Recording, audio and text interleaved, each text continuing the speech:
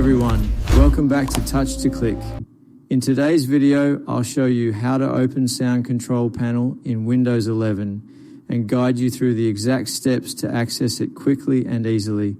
Now let's get started. Step 1, press the Windows key and the I key together on your keyboard to open the Settings app. This shortcut instantly launches the main settings window where you can manage system features. It is the fastest way to access audio and device options in Windows 11. Step 2. In the settings window, click on System and then select Sound from the list.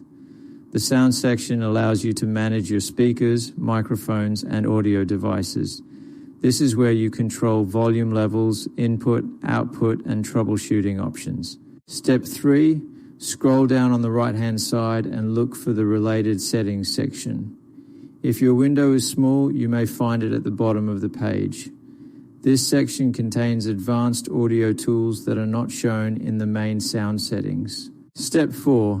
Click on Sound Control Panel under Related Settings. This will open the classic sound window where you can manage playback, recording, sounds, and communication settings. It is useful for setting default devices, adjusting properties, and configuring advanced audio options. Thank you for watching, and don't forget to subscribe to Touch to Click for more helpful tech tutorials.